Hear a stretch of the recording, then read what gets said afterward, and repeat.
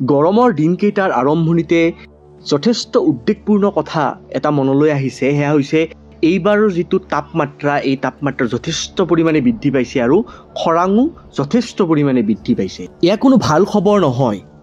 সেউজীয়া অসমখন লাহে লাহে মৰুভূমি হ'বলৈ ধৰিছে নেকি? শেহতীয়া তথ্যমতে আমি গম পাইছোঁ যে 2023 চনত 38% কম বৰষুণ হৈছিল অসমত, আৰু এতিয়ালৈ এই বছৰৰ মে' মাহলৈ 18% কম বৰষুণ হৈছে। গতিকে এয়া যথেষ্ট উদ্বেগপূৰ্ণ এক তথ্য। বৰষুণ কম হোৱাৰ ফলত অসম তথা উত্তৰ পূৰ্বাঞ্চলৰ যি মাটি, সেই মাটিৰ উৰ্বৰা শক্তি যথেষ্ট কমি গৈছে, যাৰ ফলত খৰাং বতৰ আমি দেখিবলৈ পাইছোঁ। আৰু এই তথ্যসমূহ আচলতে যথেষ্ট সুখৰ খবৰ অসমলৈ কোনোপধ্যেই নহয়। গতিকে ইয়াক আমি ৰিষ্ট'ৰেশ্যনৰ কাৰণে কাম কৰিব লাগিব। যোৱা কেইবাটাও বছৰ ধৰি আমাৰ যি ভূমি সম্পদৰ অৱক্ষয় হৈছে, সেই ভূমিৰ সংৰক্ষণৰ উদ্দেশ্যে এই বছৰৰ বিশ্ব পৰিৱেশ দিৱসৰ বিষয়টো বাছি লোৱা হৈছে। এই সম্পৰ্কে কিছু কথা জানোৱা হওক। নমস্কাৰ। এইবাৰৰ বিশ্ব পৰিৱেশ দিৱসৰ মূল বিষয়টো হ'ল লেণ্ড ৰেষ্ট'ৰেশ্যন, ডিজাৰ্টিফিকেশ্যন এণ্ড ড্ৰট ৰেজিলিয়েঞ্চ, অৰ্থাৎ আমাৰ পৃথিৱীৰ যি ভূমি সম্পদ, সেই সম্পদৰ পুনৰুদ্ধাৰ, মৰুভূমি ভৱনৰ প্ৰতিহতকৰণ আৰু তাৰ লগতে খৰাঙৰ বিপৰীতে প্ৰতিমুখী সুৰক্ষা ব্যৱস্থা গঢ়ি তোলা।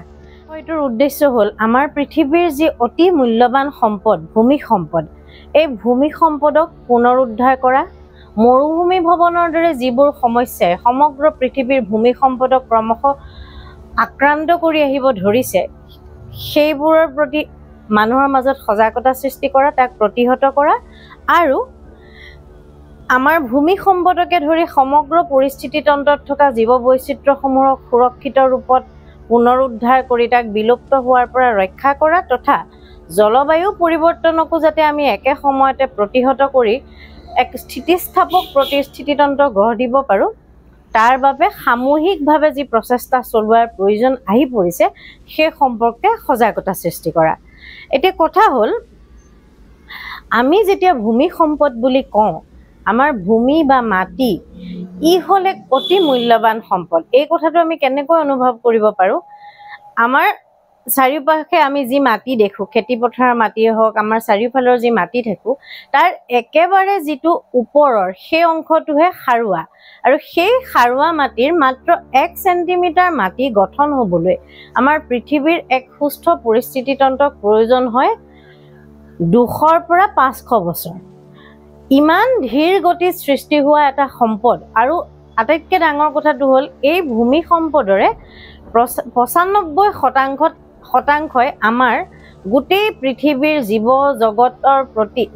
জগতক প্ৰয়োজন হোৱা সমগ্ৰ খাদ্যৰ উৎপাদনক ধৰি ৰাখে। গতিকে এনেহেন এক গুৰুত্বপূৰ্ণ সম্পদৰ সুৰক্ষা আমাৰ পৃথিৱীৰ ভৱিষ্যতৰ বাবে অতিশয় প্ৰয়োজনীয়। কিন্তু দুখজনকভাৱে বিগত শতিকাত, বিগত সময়ছোৱাত মানুহৰ বিভিন্ন ক্ৰিয়াকলাপ, চিন্তা নোহোৱাকৈ কৰা বিভিন্ন ধৰণৰ কাৰ্যকলাপ, ঔদ্যোগিকৰণ আদি বিভিন্ন প্ৰেক্ষাপটৰ ফলত, বিভিন্ন ক্ৰিয়াকলাপৰ ফলত আমাৰ এই অতি মূল্যৱান ভূমি সম্পদৰ 1/3 আচলতে অৱক্ষয়ৰ পথত। ভূমি সম্পদৰ অৱক্ষয় বুলি ক'লে আমি কি বুজোঁ? ক্ৰমশঃ মাটিৰ উৰ্বৰা শক্তি নোহোৱা হোৱা, মাটিৰ ওপৰত থকা যিসমূহ জীৱ বৈচিত্ৰ্য আমাৰ পৃথিৱীৰ বাবে অতি প্ৰয়োজনীয়, সেই জীৱ বৈচিত্ৰ্য ক্ৰমশঃ লাহে লাহে নোহোৱা হৈ অহা, আৰু মাটি ক্ৰমাগতভাৱে শুকান আৰু ওখৰ অৱস্থাৰ ফালে গতি কৰা। এতিয়া এই অৱস্থাটো আমি সমগ্ৰ পৃথিৱীৰ বিভিন্ন অঞ্চলত দেখা পাই আহিছোঁ বিভিন্ন কাৰ্যকলাপৰ ফলত। মূলতঃ কৃষিৰ পৰা আৰম্ভ কৰি উদ্যোগীকৰণ, যধে মধে কৰা সাৰৰ প্ৰয়োগ, যধে মধে বিভিন্ন ধৰণৰ ৰাসায়নিক দ্ৰব্যৰ প্ৰয়োগ, এবাৰ ব্যৱহাৰ কৰি পেলাই দিয়া প্লাষ্টিকৰ দৰে আৱৰ্জনাৰ যধে মধে পেলোৱা, য'তে ত'তে পেলাই দিয়াৰ অৱস্থা, এই ধৰণৰ কাৰ্যবোৰৰ বাবে আমাৰ ভূমি সম্পদসমূহ বিভিন্ন ধৰণে প্ৰদূষিত হৈ আহিছে, অৱক্ষয় হৈ আহিছে।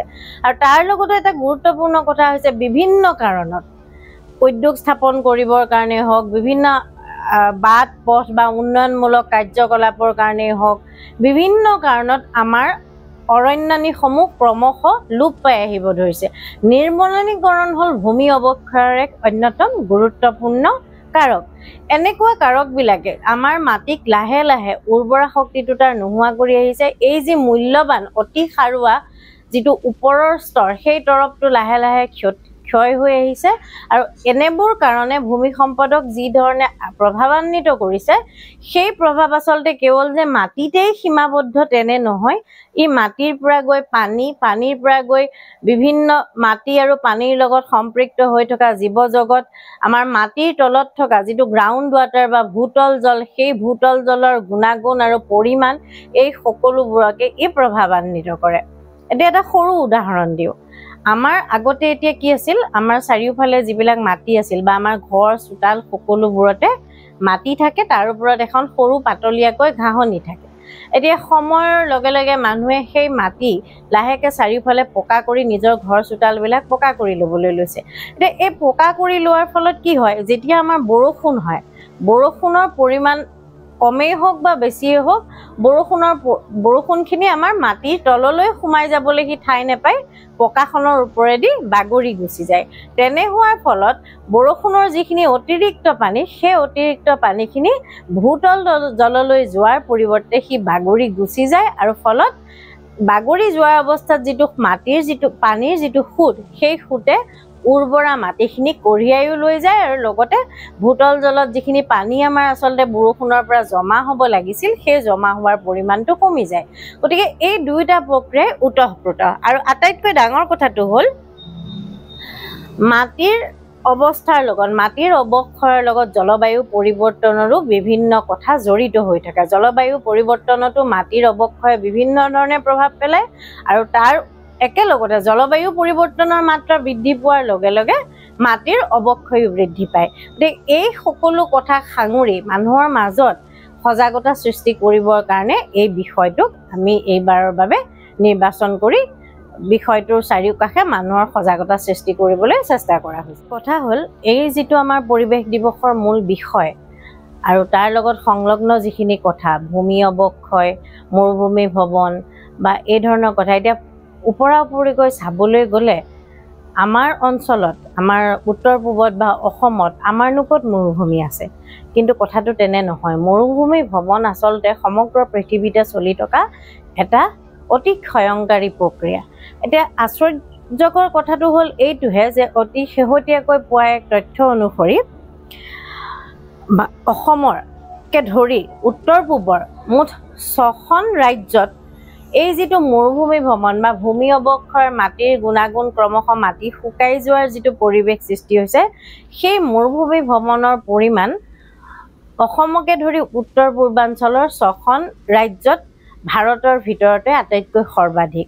আৰু এই ৰাজ্যকেইখন হ'ল মিজোৰাম, অৰুণাচল প্ৰদেশ, অসম, ত্ৰিপুৰা আৰু নাগালেণ্ড আৰু মেঘালয়। আৰু ইয়াৰে ভিতৰত মিজোৰামৰ মুঠ মাটিকালিৰ 187% এলেকাতে মৰুভূমি ভ্ৰমণৰ প্ৰাদুৰ্ভাৱ দেখা গৈছে।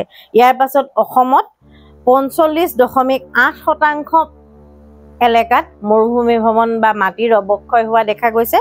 আৰু অৰুণাচল প্ৰদেশৰ ক্ষেত্ৰত এই হাৰ হৈছে 46.8%। ই বৰ ভাল লগা খবৰ বা আশাপ্ৰদ খবৰ নহয়, কিয়নো আমাৰ অসম আৰু উত্তৰ পূবক আমি সচৰাচৰ সেউজীয়া বা গছে বনে ভৰা ঠাই হিচাপে জানি আহিছোঁ। কিন্তু এই ধৰণৰ তথ্যবোৰে আচলতে আমাক চকুত আঙুলি দি দেখুৱাই দিয়ে আমি এই ভূমি অৱক্ষয় বা ভূমি সম্পদৰ গুণাগুণ হ্ৰাস, মৰুভূমি ভ্ৰমণৰ দৰে সংকটবোৰৰ প্ৰতি আমি আচলতে সঁচাকৈয়ে সচেতন হ'ব লগা হৈছে। এতিয়া কথাটো হ'ল, ভূমি অৱক্ষয় হোৱাৰ লগে লগে মাটিৰ যি বিভিন্ন ধৰণে তাৰ বিভিন্ন পুষ্টিদ্ৰব্য শোষণ কৰাৰ ক্ষমতা, পানী শোষণ কৰাৰ ক্ষমতা, সেই সকলোবোৰ ক্ৰমশ লোপ পায়। মাটিৰ উৰ্বৰা শক্তি হ্ৰাস পায়। লগতে এই মাটি আমাৰ বিভিন্ন ধৰণৰ জীৱকুলৰ বাবে যি দৰকাৰী এক পৰিস্থিতিতন্ত্ৰ বা দৰকাৰী এক উপাদান, সেই উপাদানৰ গুণাগুণো শেষ হয়, আৰু ফলস্বৰূপে জীৱ বৈচিত্ৰ্যৰো বিলুপ্তি হয়। এতিয়া আমি সচৰাচৰ মন কৰিলে দেখা পাওঁ, আগতে আমি যিবিলাক গছ গছনি বা ঘাঁহ বন, বিভিন্ন ধৰণৰ ঔষধি দ্ৰব্য, চাৰিওফালে ঔষধি উদ্ভিদ আমি চাৰিওফালে দেখা পাইছিলোঁ, সেইবোৰৰ আজিকালি পোৱাটো সংখ্যাটো লাহেকৈ কমি আহিছে। ইয়াৰ এক অন্যতম কাৰণ কিন্তু এই ভূমিৰ অৱক্ষয়, কাৰণ মাটিৰ যদি উৰ্বৰা শক্তিটোৱেই নাথাকে এই উদ্ভিদ কুলেনো কেনেকৈ বাচিব, কাৰণ উদ্ভিদ বাচিবৰ কাৰণেতো মাটি লাগিবই। গতিকে মাটিৰ গুণাগুণ নোহোৱা হোৱাৰ লগে লগে উদ্ভিদ কুলৰ জীৱ বৈচিত্ৰ্যও ক্ৰমশ বিলুপ্ত হ'বলৈ ধৰে। আৰু তাতকৈ ডাঙৰ কথা, এই ভূমি অৱক্ষয়ক আচলতে উদগনি যোগায় ডিফৰেষ্টেশ্যন বা নিৰ্বনানীকৰণে।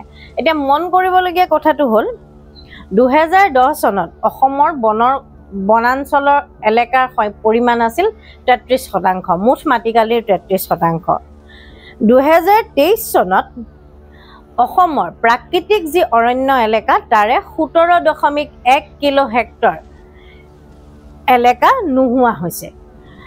আৰু 2001 পৰা 2023 চনৰ সময়ছোৱাত অসমৰ মুঠ অৰণ্য আচ্ছাদন বা ট্ৰি কভাৰ তাৰ পৰিমাণ যি হ্ৰাস পাইছে সেয়া হৈছে 12%। ই বৰ ভাল লগা খবৰ আচলতে আমাৰ ৰাজ্যখনৰ কাৰণে নহয়। এই সময়ছোৱাত অসমে যিমান পৰিমাণৰ অৰণ্য হেৰুৱাইছে সেই পৰিমাণটো হ'ল 269,000 হেক্টৰ মাটিৰ।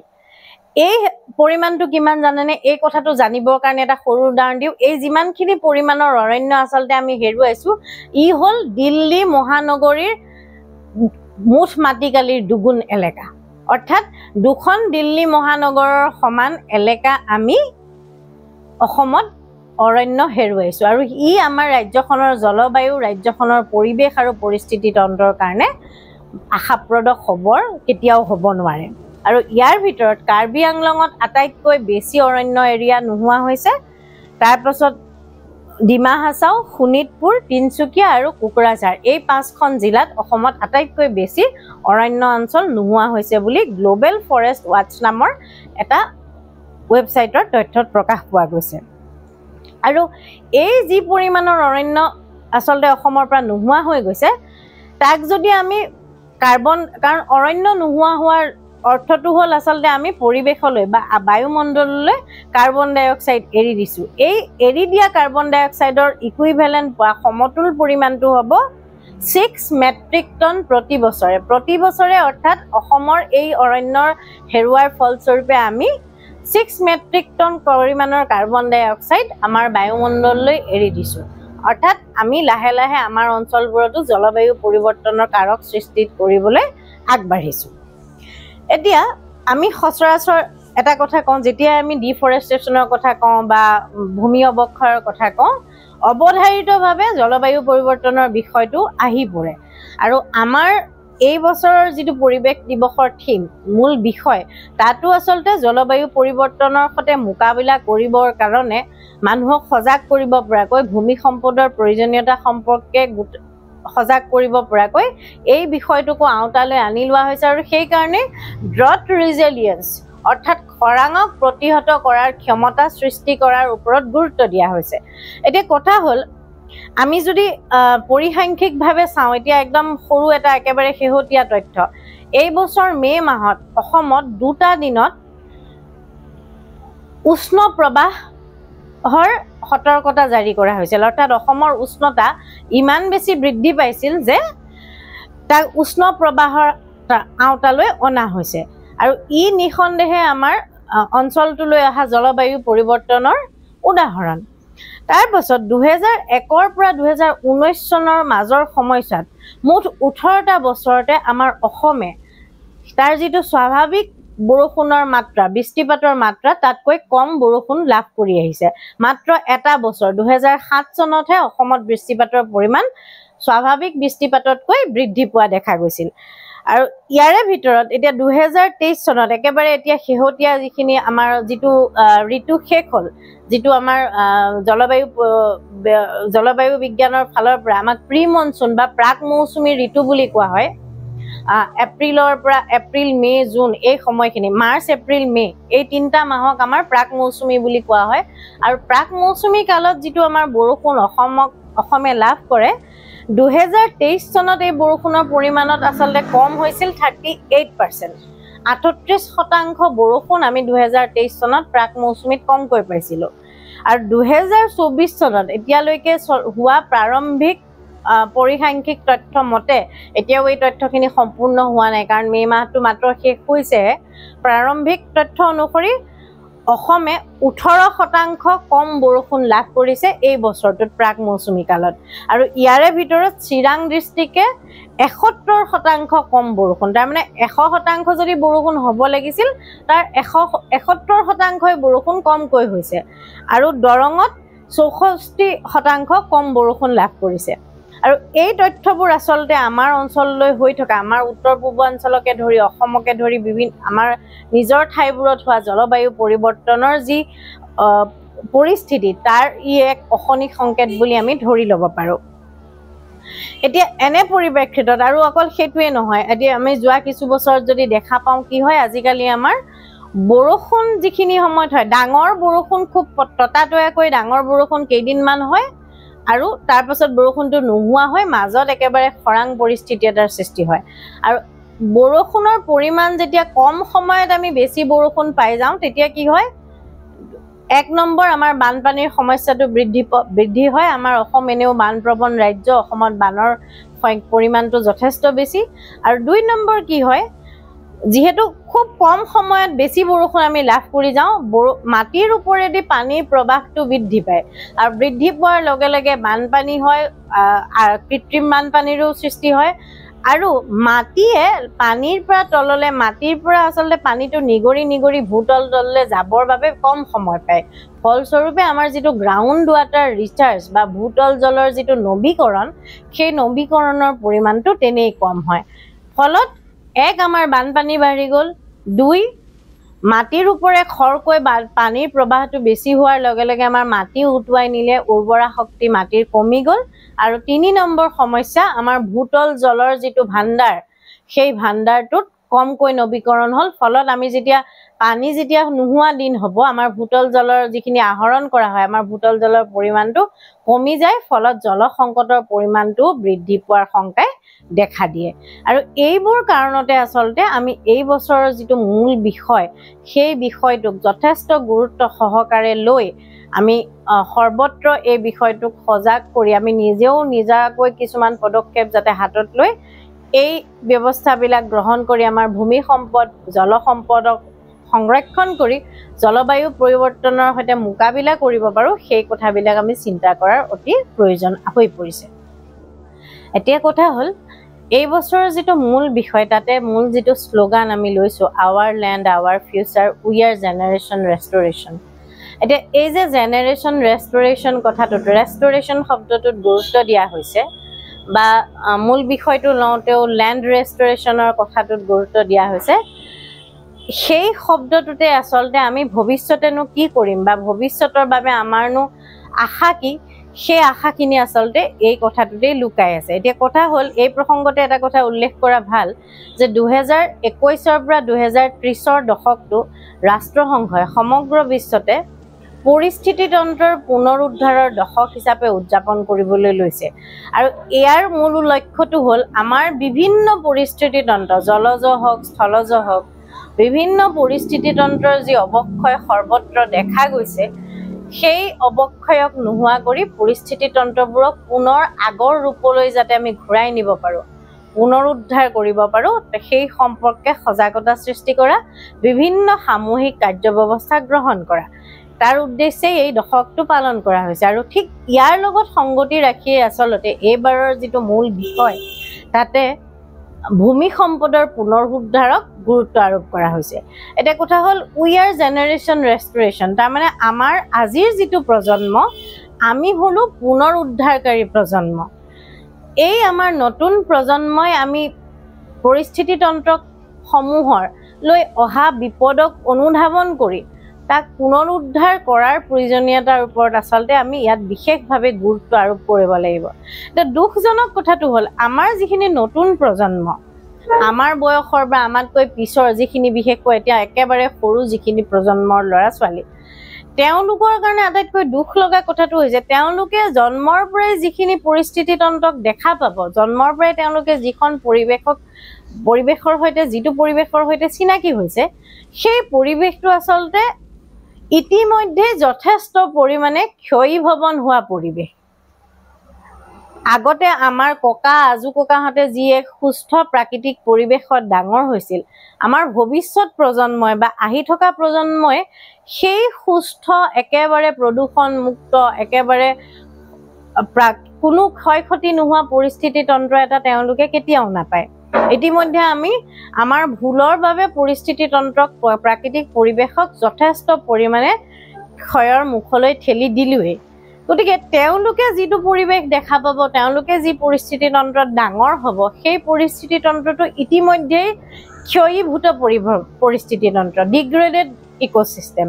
গতিকে এনে পৰিৱেশত তেওঁলোকক যিমান পাৰি এক সুস্থ প্ৰাকৃতিক পৰিৱেশলৈ ঘূৰাই নিব পৰাকৈ, সুস্থ পৰিস্থিতি তন্ত্ৰ এটা তেওঁলোকক দিব পৰাকৈ বিভিন্ন ব্যৱস্থা সামূহিক পৰ্যায়ত, গাঁৱত, চহৰত সামূহিকভাৱে আমি স্থানীয়ভাৱে, চৰকাৰীভাৱে বা নীতিগতভাৱে বিভিন্ন আঁচনিৰ ভিত্তিত যিবোৰ আমি ব্যৱস্থা ল'ম, যিবোৰ কাৰ্য ব্যৱস্থা গ্ৰহণ কৰিম, সেইবোৰেহে আচলতে তেওঁলোকৰ ভৱিষ্যতটো নিশ্চিত কৰিব। কাৰণ আমি এটা কথা মনত ৰখাটো উচিত, যিটো বহনক্ষম উন্নয়নৰ মূল নীতি আচলতে এই যে আমাৰ পৃথিৱীখন, এই পৃথিৱীখন আচলতে আমাৰ নহয়, ই আমাৰ ভৱিষ্যত প্ৰজন্মৰহে সম্পদ। আমি মাত্ৰ তেওঁলোকৰ পৰা এই সম্পদ কিছুদিনৰ কাৰণে ব্যৱহাৰ কৰিবলৈ ধাৰেহে লৈছোঁ। গতিকে ধাৰে লোৱা বস্তু এটা আমাৰ মূল দায়িত্বটো হয় কি, ধাৰে লোৱা বস্তু এটা আমি সদায় অক্ষত ৰূপত যি গৰাকী তেওঁলোকক আমি ঘূৰাই দিব লাগে। কিন্তু আমাৰ ভৱিষ্যত প্ৰজন্মক আমি জানো অক্ষত পৃথিৱী এখন ঘূৰাই দিব পৰাৰ অৱস্থাত আছোঁ? নিশ্চয় নাই। গতিকে এইখিনিতে আমাৰ দায়িত্বটো হ'ল যিমান পাৰি যথাসম্ভৱ আমাৰ পৃথিৱীক, আমাৰ প্ৰকৃতিক, আমাৰ পৰিস্থিতি তন্ত্ৰক আমি অক্ষত কৰি তেওঁলোকৰ হাতত তুলি দিবলৈ চেষ্টা কৰাটো। গতিকে সেইখিনি কৰিবৰ কাৰণে সামূহিকভাৱে, চৰকাৰীভাৱে বা বিভিন্ন ৰাষ্ট্ৰই যিবিলাক কাৰ্য ব্যৱস্থা ল'ব, সেইসমূহৰ উপৰিও আচলতে আমি নিজা পৰ্যায়ত, স্থানীয় পৰ্যায়ত কিছুমান কথাত সজাগ হোৱাটো খুব দৰকাৰী। কেনেধৰণৰ সজাগতা আমাক আচলতে লাগে? প্ৰথম কথা, আমি সকলোৱে জানো গছ বন ৰোপণ কৰিব লাগিব। গছ থাকিলেহে পৃথিৱীৰ প্ৰতিটো সম্পদৰ আচলতে সুৰক্ষা নিশ্চিত হৈ থাকিব। এতিয়া গছ আমি কেনেকুৱা ৰুম? আমি গছ ৰুলেই আচলতে নহ'ব। গছ আমি কেনেকুৱা ৰুম? প্ৰথম কথা, গছ ৰুবলৈ যাওঁতে, গছ পুলি এটা ৰোপণ কৰিবলৈ যাওঁতে আমি মন কৰিব লাগিব সেই গছ পুলিটো বা আমি ৰোপণ কৰিব পৰা খোজা গছজোপা যাতে অঞ্চলটোৰ, আমি যিটো অঞ্চলত কাৰ্যসূচীটো গ্ৰহণ কৰিম তাৰ স্থানীয় গছ হয়। বাহিৰৰ পৰা অনা গছ এজোপা ৰোৱাতকৈ আমি স্থানীয় বিভিন্ন জীৱ বৈচিত্ৰ্য বা স্থানীয় উদ্ভিদকুলক সদায় গুৰুত্ব দিব লাগে। তাৰ পাছত সচৰাচৰ আমি কি কৰোঁ, ঘাঁহ বন দেখিলে উঘালি আঁতৰাই পেলাওঁ, ভাবোঁ যে এইবিলাক অদৰকাৰী বস্তু, ঠাইবিলাক লেতেৰা কৰিছে, কিন্তু সেইটো কথা নহয়। ঘাঁহ বন, অপতৃণ, এই যিবিলাক চাৰিওফালে আমাৰ চিনাকি অচিনাকি বিভিন্ন উদ্ভিদ আছে, সেই সকলোবোৰে আচলতে আমাৰ ভূমি সম্পদৰ ৰক্ষণাবেক্ষণত যথেষ্ট ভূমিকা পালন কৰে। এতিয়া আমাৰ যিবিলাক দুবৰি বনেই হওক, কেয়া বনেই হওক বা চোতাল এখনত আমাৰ যিবিলাক বন থাকে, ঘাঁহ বন থাকে, সেইবোৰৰ আচ্ছাদনটোৱে আচলতে বৰষুণৰ সময়ত তাৰ ওপৰেদি যেতিয়া মাটিৰ ওপৰেদি যেতিয়া পানীখিনি বৈ যায়, সেই পানীৰ লগত মাটিৰ উৰ্বৰা অংশটো উটি যোৱাত বাধা দিয়ে। গতিকে সেই কথাটোলৈ যদি আমি মন নকৰি চাফ চিকুণ কৰাৰ নামত এই ঘাঁহ বনবিলাক চাফা কৰি পেলাওঁ, তেতিয়াহ'লে সি পৰিস্থিতিটোৰ কাৰণে হিতে বিপৰীত হয়। এই ধৰণৰ সৰু সৰু কথাবোৰ আচলতে আমি প্ৰকৃতিৰ এই সৰু সৰু কথাবোৰ আমি যেতিয়ালৈকে অনুধাৱন কৰিব নোৱাৰিম, তেতিয়ালৈকে আচলতে আমি প্ৰকৃতাৰ্থত প্ৰকৃতিৰ সুৰক্ষা কেতিয়াও কৰিব নোৱাৰোঁ।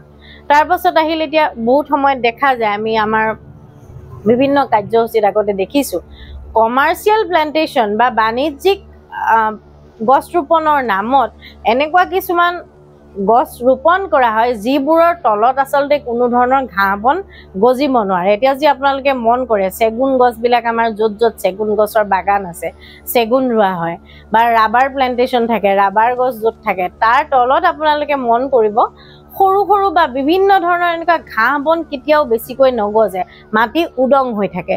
তো তেনেকুৱা অৱস্থাত কি হয়, বৰষুণ হোৱাৰ লগে লগে মাটি উটি গৈ পেলাই মাটিৰ উৰ্বৰা শক্তিটো নোহোৱা হয়। গতিকে এই কথাবোৰ আমি চকুত দিয়া দৰকাৰ।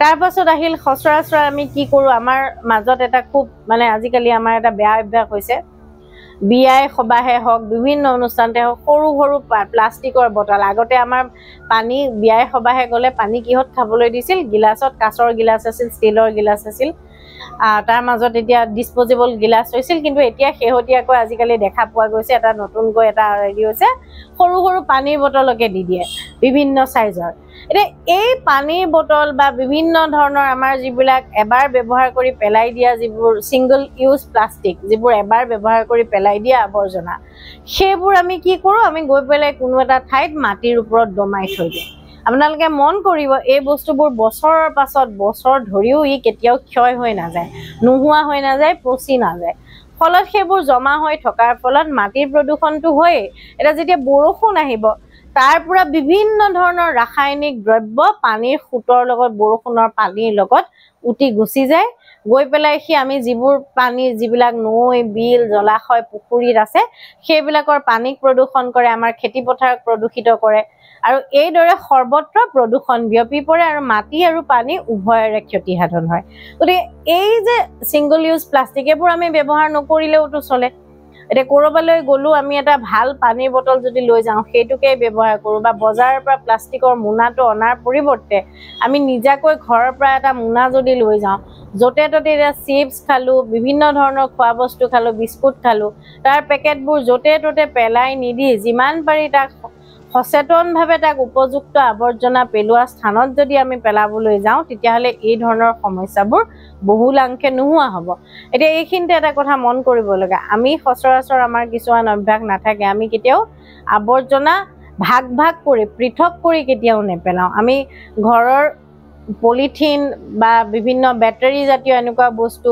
কাগজ পত্ৰ বা পচনশীল যিবোৰ আৱৰ্জনা সকলোবোৰ আমি একেলগ কৰি পেলাই দিওঁ কিন্তু সেই কামটো আচলতে কেতিয়াও কৰিব নালাগে আমাৰ মাটি আৰু পানীক যদি আমি সুৰক্ষিত কৰিব লাগে তাৰ প্ৰথম এটা আমি ঘৰত ল'ব পৰা সৰু পদক্ষেপ হ'ল আৱৰ্জনাৰ পৃথকীকৰণ আপোনাৰ ঘৰত যিবিলাক ফলমূলৰ বাকলি পাচলি এনেকুৱা ধৰণৰ যিবোৰ পচনশীল বস্তু সেইবিলাক প্লাষ্টিকৰ লগত একেলগে পেলোৱাতকৈ সেইবিলাক বেলেগকে ঘৰতে এটা গাঁত খান্দি পচন সাৰ বনোৱাৰ প্ৰচেষ্টা কৰিব পাৰে সেইটো কৰিলে কি হ'ব মাটিৰ পৰা অনা যিখিনি সম্পদ পুষ্টি সেই সকলোবোৰ আকৌ মাটিলৈ উভতি যাব তাৰ পাছত আহিল যিবিলাক আমাৰ প্লাষ্টিক সিঙ্গল ইউজ প্লাষ্টিক যদি কেতিয়াবা ব্যৱহাৰ কৰিবলৈ হয় সেইবোৰ সুৰক্ষিতভাৱে উপযুক্ত স্থানত পেলাব লাগে ঠিক তেনেদৰে ই আৱৰ্জনা যেনে ধৰক বেটাৰী মোবাইলৰ কভাৰ মোবাইল ফোন এই ধৰণৰ তাঁৰ এনেকুৱা ধৰণৰ বস্তুবিলাকো নিৰ্দিষ্ট জেগাত উপযুক্ত ধৰণেৰে আমি পেলোৱাৰ ব্যৱস্থা কৰিব পাৰোঁ আৰু এই ক্ষেত্ৰত আচলতে কেৱল ৰাইজেই নহয় স্থানীয় যিবিলাক আমাৰ পৌৰ নিকায় তেওঁলোকেও বিশেষভাৱে পদক্ষেপ গ্ৰহণ কৰাৰ অতি প্ৰয়োজনীয়তা আছে আৰু তাকে নহলে আমি কেতিয়াও আমাৰ ভূমি সম্পদৰ সংৰক্ষণ কৰিব নোৱাৰিম আৰু সৰ্বোপৰি আটাইতকৈ ডাঙৰ কথাটো হ'ল আমাৰ এই নতুন প্ৰজন্মটোক আমি যিসকল এতিয়া ডেকা ল'ৰা ছোৱালী আমাৰ যিটো চাম আমি আচলতে এই পৰিৱেশত আহি থকা এই সমস্যাবোৰৰ বিষয়ে সচেতন হোৱাটো খুব দৰকাৰ কাৰণ আমাৰ আগৰ সকলে যিখিনি ভুল কৰিলে তেওঁলোকৰ যিখিনি তেওঁলোকে লোৱা বিভিন্ন কাৰ্যসূচীৰ বাবে আমাৰ পৃথিৱীখনৰ যি ক্ষতি হ'ল কিন্তু আমাৰ জেনেৰেশ্যনটোৱে বা আমাৰ আহি থকা জেনেৰেশ্যন বিলাকেহে আমি আচলতে এই পৃথিৱীখনক আমি চেষ্টা কৰিলে আমাৰ হাতত সিমানখিনি শক্তি আছে আমি চেষ্টা কৰিলে আচলতে আমাৰ এই পৃথিৱীখনক পুনৰাই আগৰ অৱস্থালৈ সম্পূৰ্ণৰূপে নিনিলেও বহুতখিনি সুৰক্ষিত অৱস্থালৈ আমি আনিব পাৰিম আৰু এইখিনিকে আচলতে চেষ্টা কৰিবৰ কাৰণে এই পৰিৱেশ দিৱসৰ দৰে দিৱসবিলাক বা এইবাৰ গ্ৰহণ কৰা বিষয়টোৰ দৰে বিষয়বিলাক সম্পৰ্কে আমি চিন্তা চৰ্চা কৰাটো অতিশয় প্ৰয়োজন হৈ পৰিছে